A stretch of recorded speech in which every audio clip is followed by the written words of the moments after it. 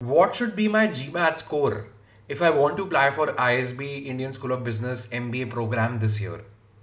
Now, I'll not give you the answer straight away, and the answer is not an objective answer. It depends on a lot of things. But before I cover them, and I'll request you to watch the video till the end to get the answer for yourself because it's a subjective answer, it depends on your profile. Before I do that, I'll just request you to watch the video till the end, and if you haven't subscribed to our channel till now, I'll request you to do that because your support, your love, your affection, you hitting the subscribe button will help us in reaching out to more and more working professionals and college students. So let's get started. So one question which I always get when I'm evaluating profiles for any B school, specifically for ISB, is what should be my GMAT score? Right? I'm writing the exam, I'm preparing, but what is a safe score? What is the threshold that I should target? So I think it depends on two things. The first is your background, which is both your educational and professional background. And I'll give you an example. If you are somebody who is an engineering graduate, if you have done your BTech or mechanical or computer science engineering from WIT or BITS or NIT or an IIT or any other engineering college, and if you want to apply for ISB, you are facing a lot of competition and your profile is not unique. A lot of engineers and commerce grads apply for ISB, right? So your profile is not unique. If your profile in terms of educational background is not unique, and your professional background as well as, somebody working in a Bank of America as a software development engineer, somebody working in, let's say, one of the big four like Deloitte in audit advisory, for example, then your profile is not unique. A lot of people from big four, TCS, Infosys, big three as well apply for ISB. It's not an unconventional profile.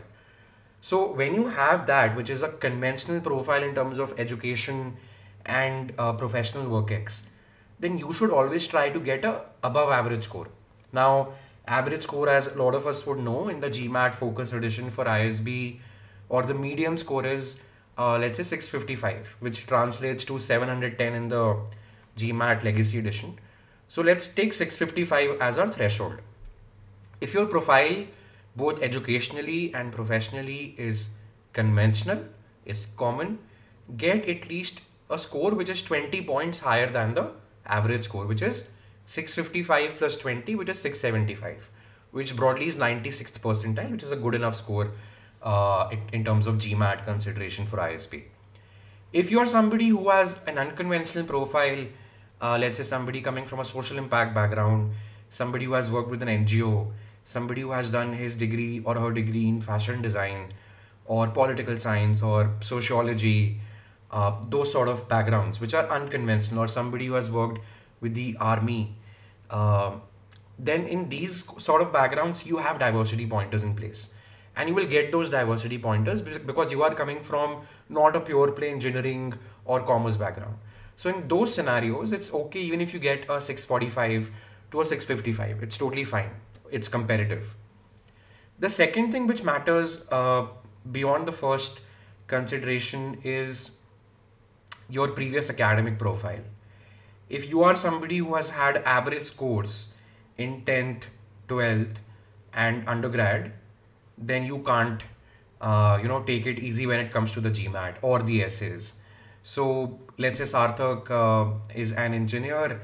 He has 3 years of work ex, and in 10th he had a 75%, in 12th he had an 80%, and in undergrad in Whitwillow in BTech he had a 7.2 GPA, which is average. Now for him, since he already has an engineering background, which we know because of the first consideration is conventional, and since he has average academics as well, which is the second consideration, Sarthak must get a 675 for the profile to be competitive, right? That's the example that I wanted to give. A flipped around example can be same profile, engineering, Whitwillow, all of that. But Sarthak had an 8.9 GPA, was one of the department rank holders. 10th is 95%, 12th is 92%, which is great academic profile.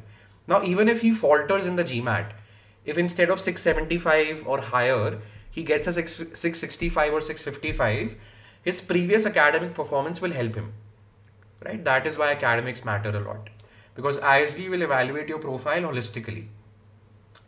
Now these two things matter a lot, and I've given you this framework, which is my educational and professional background plus my previous academic profile. You answer these two things for yourself and you will figure out if I have to get 655 plus or 655 or 645 or 675 or higher. One thing before I conclude this video, which is GMAT in itself is important, but it's not the only thing which is evaluated by the school. Despite getting an OK's GMAT score of 645, while somebody is an engineer, has had average academic performance, I have seen a lot of mentees getting through ISB. That's simply because either they compensate the GMAT score through extracurriculars or workplace achievements or the essays or combinations of either of these three things, right? So focus on the GMAT, apply this framework, have that target score in mind. But even if you falter marginally, please compensate for the GMAT score in your essays and employment details and then the interview conversation, and you will still get through, right? So don't keep GMAT to be a cardinal point ki yaar, you know, if I don't get a 655, I'll not even apply. Please don't do that to yourself. I have seen many people with a 635, 645 still getting into ISB because of their extracurriculars or great essays or both, right? So that's what I wanted to cover in this video, but I hope this helps you. Thank you.